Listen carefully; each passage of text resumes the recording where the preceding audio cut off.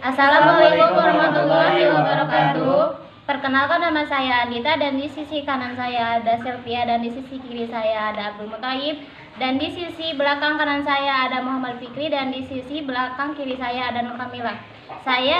Kami dari kelompok 1 akan mempresentasikan tentang perencanaan, pemeliharaan, dan pengamanan. Untuk mempersingkat waktu, kepada saudara Abdul Muthalib kami persilahkan. Bab pertama yaitu pendahuluan, latar belakang. Sarana dan prasarana kantor merupakan salah satu faktor pendukung bagi keberhasilan suatu lembaga dalam mencapai tujuan. Sarana dan prasarana kantor menjadi bagian penting yang perlu disiapkan secara optimal dan berkesinambungan sehingga dapat menjamin kelancaran aktivitas kerja pegawai. Maka dibutuhkan pengelola sarana dan prasarana kantor yang baik.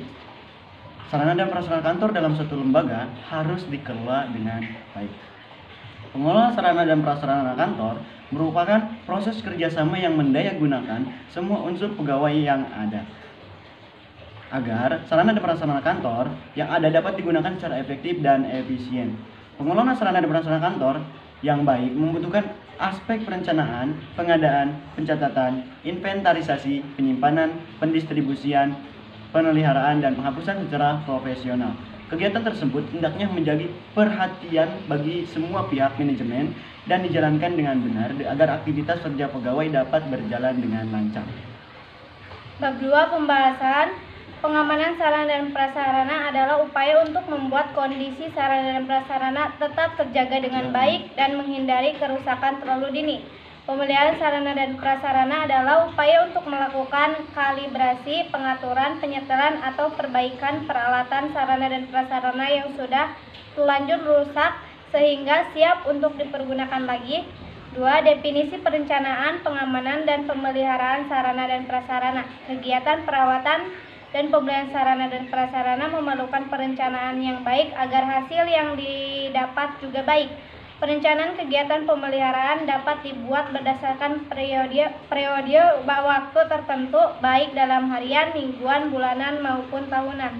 Dalam perencanaan biasanya dituliskan sasaran atau target yang akan dicapai dalam pekerjaan, misalnya kapasitas, kemampuan, software dan hardware, komputer, kecepatan, jaringan, dan lain sebagainya. Jumlah komputer yang siap untuk dipakai, kapasitas ruang, kemampuan pembacaan, alat ukur, dan lain sebagainya. Dalam kegiatan perencanaan perawatan, ada beberapa hal yang harus disiapkan, diantaranya yang pertama, informasi atau data aset sarana dan prasarana yang akan dilakukan tindakan perawatan dan pemeliharaan. Yang kedua, buku, manual, dan peralatan tersebut. Yang ketiga, hasil inspeksi dan saran yang ada. Yang keempat, kondisi peralatan terkini. Yang kelima, catatan kinerja sarana dan prasarana. Yang terakhir, jumlah dan kesiapan personil yang kompeten untuk setiap jenis pekerjaan pemeliharaan. 3. Kegiatan inspeksi. Inspeksi merupakan kegiatan memeriksa yang dilakukan dengan survei atau inspeksi peninjauan terhadap kondisi sarana dan prasarana guna mengetahui kondisi, jenis pekerjaan, jumlah material memelihara yang dibutuhkan, dan volume pekerjaan. Memelihara hasil pemeriksaan atau inspeksi sarana dan prasarana ini diisi dalam formulir, checklist, dan isi dengan sarana-sarana pekerjaan yang harus dilakukan sebelum pemeriksaan berikutnya. Yang keempat, macam-macam perawatan dan pemeliharaan satpras.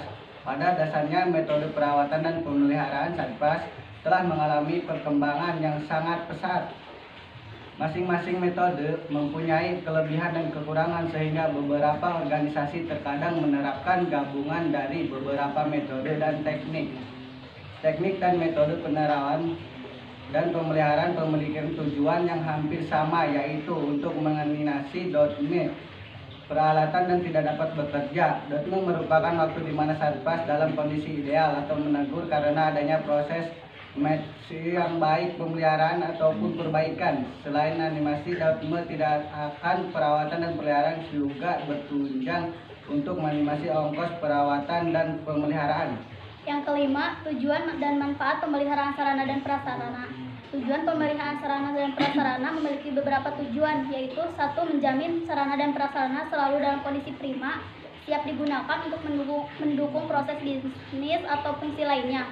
2. Memperpanjang umur pemakaian sarana dan prasarana atau peralatan yang digunakan.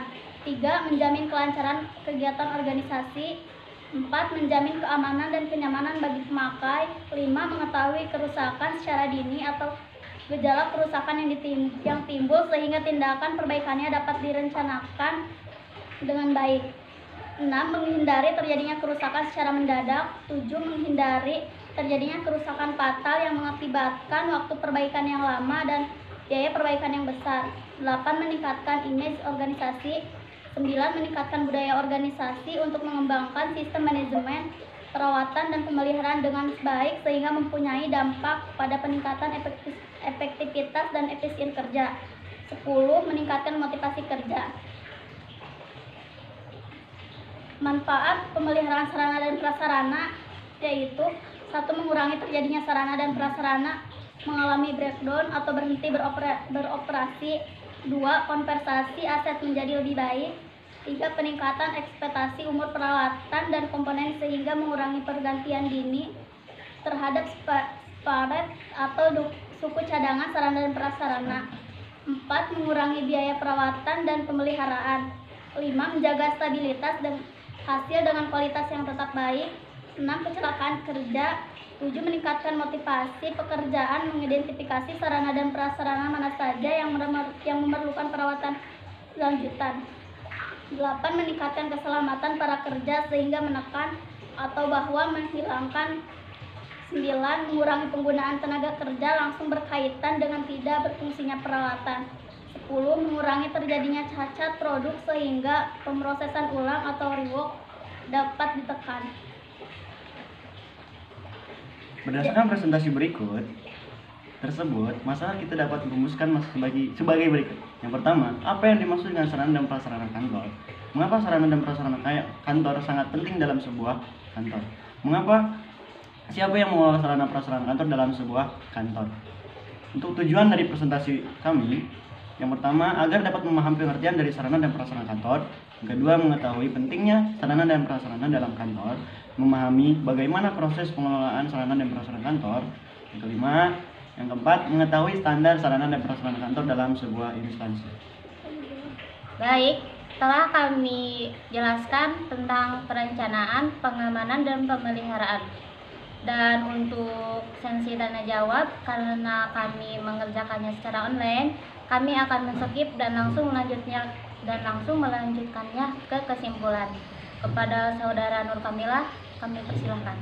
Jadi kesimpulannya yaitu sarana prasarana adalah proses kegiatan yang bertujuan untuk mempermudah proses pembelajaran di bidang akademik maupun non-akademik untuk menghindari terjadinya suatu kekurangan dalam pelaksanaan pembelajaran yang disampaikan oleh pendidik.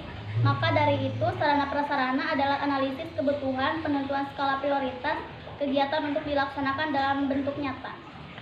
Cukup sekian presentasi dari kelompok kami. Mohon maaf bila ada kesalahan dan kekurangan kata, karena kami pun masih tahap pembelajaran. Sekian dari kelompok kami. Wassalamualaikum warahmatullahi wabarakatuh. Thank you.